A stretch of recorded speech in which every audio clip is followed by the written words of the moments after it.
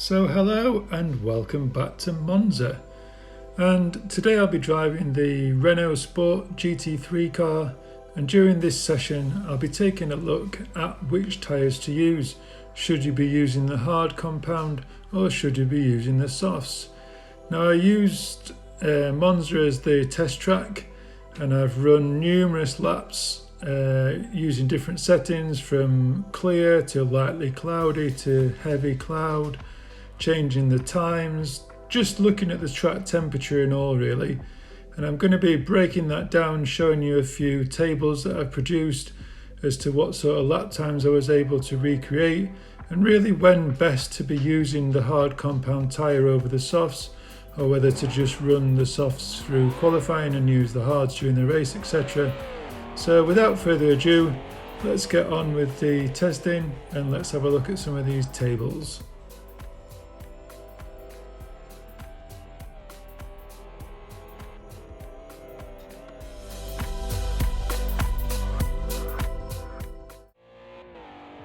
So looking at the table I tried to produce, we can see the ambient temperature at the top, which is the air temperature, and then there's the track temperature. Obviously the date's the date and the time will change and the conditions will change. But I went out and I ran 5 consecutive laps, pushing as hard as I could really, not with my own personal setup that I generally use at the circuit, but with a fairly good setup. And I'd run 5 consistent laps, obviously maybe two laps to warm the hard tyres and just straight out on the soft tyre. But I tried to be as consistent as I could and push the car as hard as I could push it really. So you can see the difference. It's quite a large difference really, doing the average time and then the best time. Certainly the soft tyre is best given those conditions. Now let's have a look at the next table. So as you can see from the previous slide, the ambient temperature and the track temperature has stayed the same, but the conditions changed slightly to light cloud. The hard tyres started to work a little bit better, and the same has got to be said for the soft tyre, whether it's just me getting a little bit more consistent, but we're starting to hit the 147s. And as you can see, the gap between the tyres is starting to come down. Now just show you, all I'm doing when I'm going from hard to soft is literally just changing the compound of the tyre, and that's all. I'm not changing anything to do with the setup. So let's look at the next table. Now this really did start to take me by surprise, that even though the condition was changing, we've gone to medium cloud now from before we were on light cloud, but the ambient temperature and the track temperature still remains the same. Now I did start to notice quite a difference between how the tyres were handling, or again whether that's me just getting better and used to the circuit. But obviously you can see that the gap is definitely coming down between the difference between the tyres. Now as you start to push the tyres, they do begin to fall away a little bit, the soft tyre, whereas the hard tyre just seems to maintain a constant grip level. Certainly something to consider, but we'll move on to the next slide and see how things progress. So finally we started to see a little bit of difference in the ambient temperature and the track temperature, but the tyres, definitely the hard tyre really started to underperform. You could see it was just struggling to reach a good temperature, and the soft tyre was starting to get a little bit squirmy, I thought, but still remained a really consistent tyre, setting a 147.8 average time. So yeah, definitely the soft tyre is better overall in the colder conditions. So now I started thinking, well, what's going to really start changing these ambient and track temperatures? So I started adjusting the time. Now the time's probably the biggest factor as opposed to changing the track or air temperature, and this really started to have an effect, especially on the hard tyre that started to really come into its own. You could see there's barely any difference between the hard and the soft tyres, and as soon as this temperature really does start to increase, I'd really start thinking about using the hard tyre to be more consistent. As you can see, all I was doing was just changing the weather conditions or the time settings, and then just going straight back in to run some more testing. It was a fairly interesting day, to be honest, as things progressed, and we sort of started to see some real differences in the tyre temperatures. And then I'll show a little bit of an example where running the hard tyre later on at Watkins Glen made a huge difference. So yeah, as we move on, you can see that once the time starts to really change, the track temperatures and the ambient temperatures really do start to make a difference. And both tyres really starting to perform well now into the 147s. I definitely prefer to use the hard tyre as it starts to get warmer. The soft tyre really starts to feel like it's squirming a little bit, and the hard tyre just feels like a more consistent drive. One of the things that really did start to surprise me, once the time reached 6 o'clock, that was pretty much the hottest time of the day.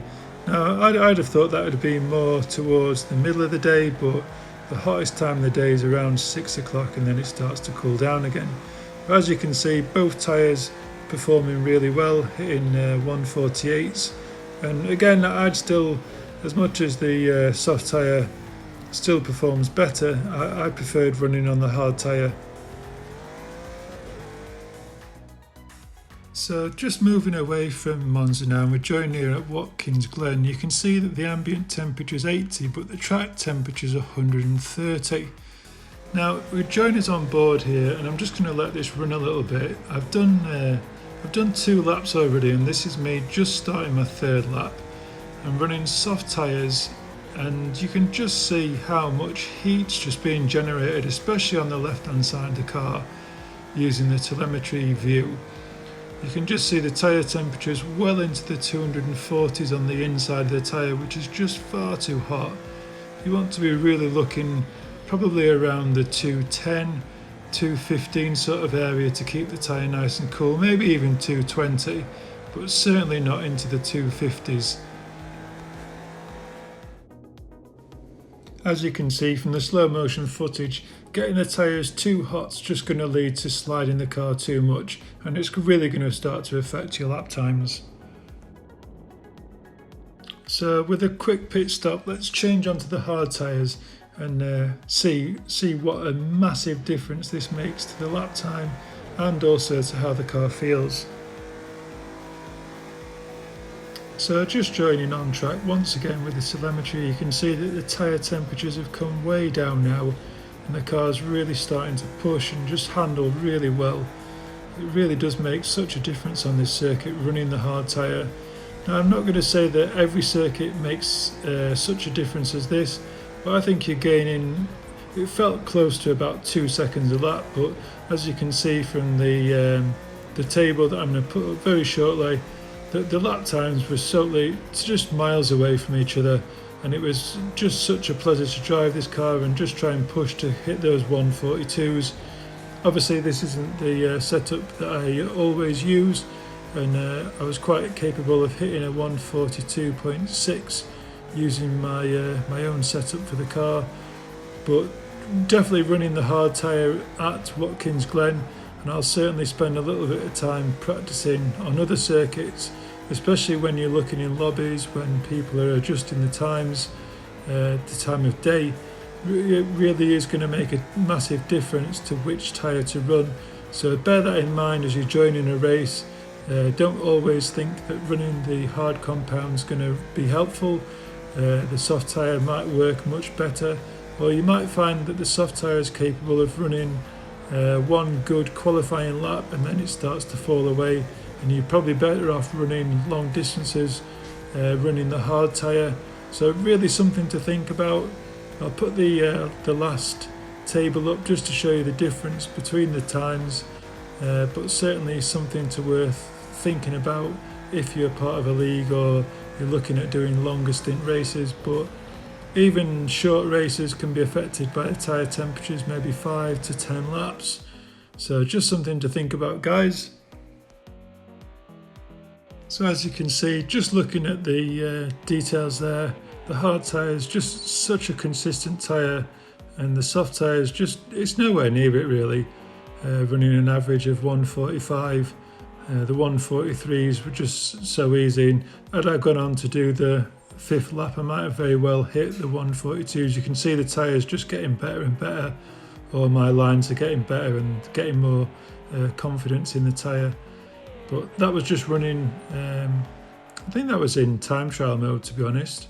So just running a standard medium cloud 1 o'clock. So it could very well get hotter towards 6 o'clock in the evening. So yeah, thanks for watching, guys. Hope you've enjoyed the video. Hope it's been informative. I hope it helps some of you guys hit some faster lap times and can help some of you in your league races. So as always, thanks for watching and ciao for now.